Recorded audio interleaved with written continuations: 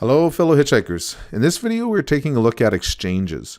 Now, there can be a little bit of overlap here depending on your on-ramp. So if you're using Coinbase or perhaps Binance as your on-ramp, then it may also be your exchange. So the three main exchanges that the centralized exchanges that I've interacted with are Binance, Coinbase, and KuCoin. KuCoin is really the only one I interact with now. Binance and Coinbase are great, but why store a bunch of value on a centralized exchange when there's decentralized options that are out there?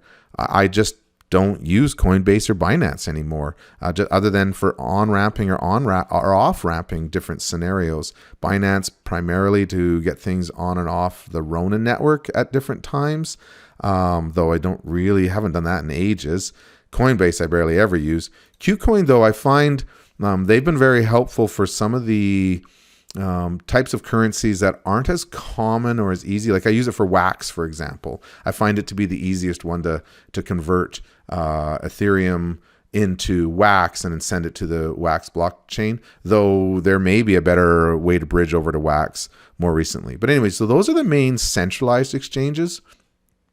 Once you realize that it's all about being decentralized and it's about not having your funds elsewhere, but keeping your funds in your own wallet, then you're going to be wanting to find yourselves getting onto decentralized exchanges. So the most well-known decentralized exchange, which means I can use this exchange in order to convert from one currency to another currency in a way that doesn't require me to deposit a bunch of funds in some sort of company's environment.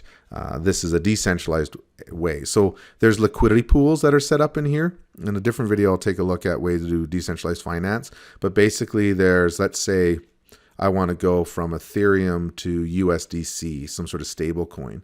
So they have a pool that has Ethereum and USDC in it. I can put in my Ethereum and I can take out USDC, and people that are investing in a way will provide liquidity. They're called liquidity providers for these pools. So it's a way that I can convert from one token to another. I'll launch the app here. So I can go from ETH and I can convert it to USDC, for example. There we go. And I can switch it around. So if I had, well, let's say I've gone from my on-ramp, video 1. I've sent it to my MetaMask wallet, video 2. We're now on video 3. I could now take that Ethereum 0.1 and I could convert it to USDC, or I could convert it to some other token. Okay, and I would connect the wallet and do that transaction. So Uniswap is the most common one that people use, but it even has it built in right within MetaMask. You can swap within MetaMask, and I've been using it lately. It's actually not terrible. And what it does is it's called an aggregator, similar to 1inch. So 1inch is an aggregator that's out there, and it allows you to swap from one coin to another coin. And what it does is it shops around to the different exchanges and finds the best route and converts it for you. Now, you do be careful with that, because sometimes I've heard of these, situations where it goes wrong. So make sure you're reading each prompt that comes up as you convert. But other ones that are out there are SushiSwap. It's pretty good. QuickSwap, I find, especially Polygon. So QuickSwap is Polygon. When I'm wanting to convert things on the Polygon network, I use QuickSwap. CowSwap I just recently came across. I actually quite like it, because one of the things with CowSwap is that if you don't have any Ethereum left, like you've accidentally spent all your Ethereum, in the previous video I mentioned, and I'll mention it again here, you need to always have some Ethereum in your wallet. Like right now I'm in trouble because I have 0 Ethereum. So if I try to do a transaction, I won't have any gas. I won't have any Ethereum to pay for the gas. So I would need to deposit Ethereum in this wallet first, then I could do the transaction. CowSwap allows you to pay with the receiving token. So let's say I had a bunch of Matic and I wanted to convert it into ETH. I could pay with the Matic in order to get the ETH. So CowSwap I want to explore a little bit more. Alcor Alcor.exchange is a good one if you're on the Wax blockchain. The next video I'm going to make is going to be on the different blockchains that are out there. So Alcor Exchange is one that I've been quite happy with. So anyways, these are some things to check out. Change Now has saved my bacon a couple times.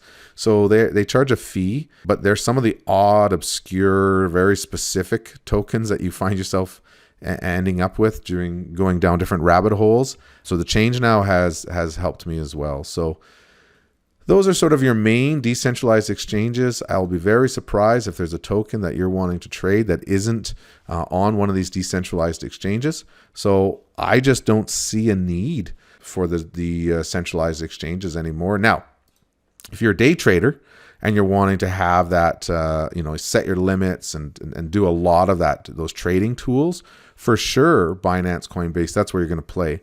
But that's basically just gambling. So it's like choose your casino. I'm not interested in any of those day trading kind of scenarios. I'm more looking at the projects that are out there, what's happening, wanting to have their tokens to be able to be part of those projects, which again, I'll talk about in the DeFi video. That's going to be 2 videos from now, I think. So anyways, so exchanges, make sure you're on a legitimate one.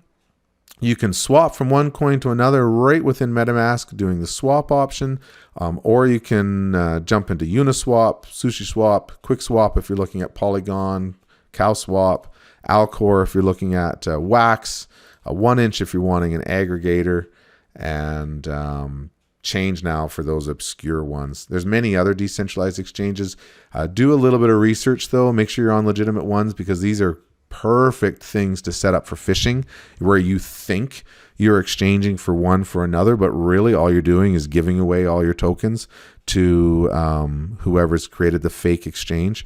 So when I go to these, I always go to like their Twitter or their website. I cross-reference the links. Once I know I have the links, then I save them in a folder of bookmarks so that I know I'm going to the ones that I've done the research on. I don't want to just just type, let's just see here, like Uniswap